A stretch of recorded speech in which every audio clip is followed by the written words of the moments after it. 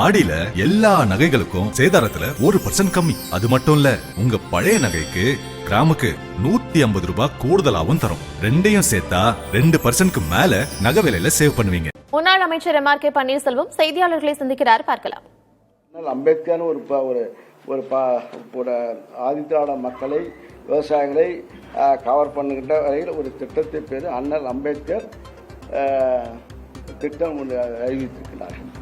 அதை பார்த்து என்னென்னு பார்த்தா, நாங்கள் அறிவித்த ஆதிதிராவிட மக்கள் விவசாயிகள் குடும்பத்திற்கு சார்ந்த விவசாயிகளுக்கு, பெண் விவசாயம் இருந்தாலும் ஆண்கள் விவசாயம் இருந்தாலும் அவர்களுக்கு மானிய திட்டத்தில் 70% மானிய திட்டத்தில் நாங்கள் கொடுப்போம்னு சொன்னோம்.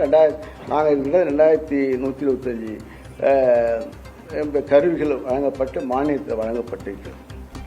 அது இந்த திட்டத்திற்கு அதே திட்டம் தான். அது பேரை மாற்றியிருக்கிறார்கள். கூட ஒரு உதாரணத்தை சொல்கிறோம். அதுக்கு இந்த திட்டம் நாங்கள் அறிவிச்சது அப்படியே இருக்குது, அந்த லைனோட மாறல. இதை நீங்கள் வாங்கிக்கோங்க. இது இடைக்கால பட்ஜெட் நாங்கள் தாக்கல் செய்தோம். இதில் இருக்கிற திட்டங்கள் அது அப்படியே வரி பெறாமல் அது வந்துவிட்டது. இது இந்த ஒரு உதாரணம். ஒரு பொறுப்பான சொத்துக்கு ஒரு சோறு பதம் என்பதுக்கு இது ஒரு உதாரணம்.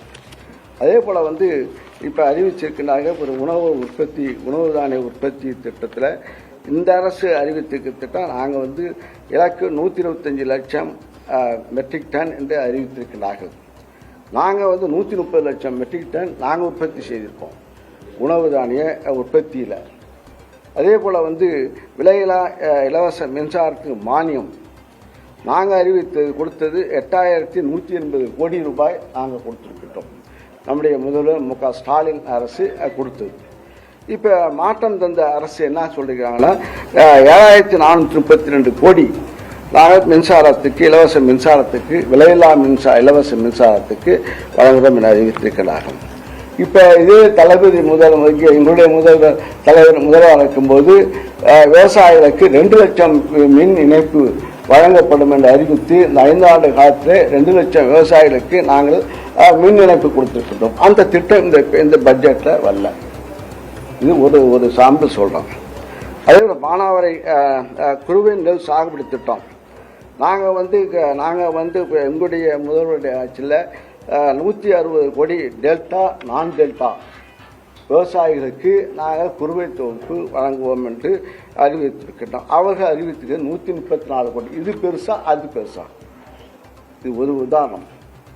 ஆக இது இந்த ஒதுக்கீடு இப்போ குறைஞ்சிருக்கு. இதெல்லாம் இப்போ ஒதுக்கீடு குறைஞ்சிருக்குது.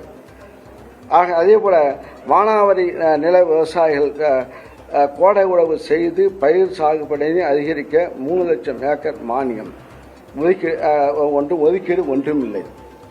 மானாவாரி விவசாயம் பண்ணுறவர்களுக்கு மானிய திட்டம் இந்த திட்டத்தில் பட்ஜெட்டில் கொடுக்கப்படவில்லை.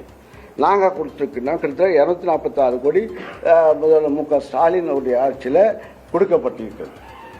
ஆக அதே போல் மண் வளம் பாதுகாத்த மண்ணுயிர் காப்போம் என்ற ஒரு திட்டத்தை இப்போ அறிவிச்சிருக்கிறாங்க.